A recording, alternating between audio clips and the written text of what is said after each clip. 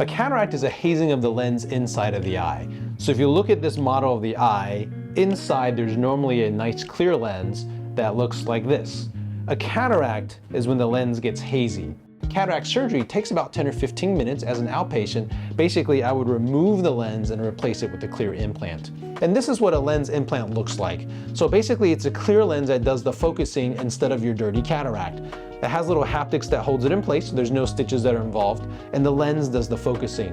Those of you who notice that you may be able to see the distance but not up close and you have bifocal glasses, you find that you need different lenses, either segments or progressives, to help you see different distances. Well, we can actually build that into the lens implant as well. Why would we want to do that? Well, bifocal glasses, as you know, if you're using them, you find that you have to kind of tilt your head to find where you want to look.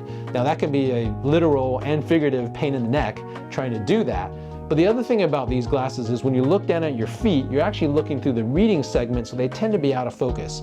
I have a lot of patients who take their glasses off when they're walking around or just kind of get by, but the studies show that you more than double your risk of tripping and falling while wearing these bifocal or any type of progressive glasses. So the cool thing is we can actually build some of that technology into your eyes. So a lens like this, a diffractive lens, it's a range of focus lens that can give you distance, intermediate, and up close. So distance is things like watching TV, driving. Intermediate would be your face in the mirror, your computer, your dashboard. Near would be looking at your phone or perhaps even reading a pill bottle or something like that. So we do have lenses that can not only fix your farsighted and nearsightedness, your astigmatism, and also provide a range of focus. So there are some great options that you can choose from a lens implant option. And after we look at your eyes, looking at the measurements and seeing what you want, I'll make some recommendations for what may be best for you.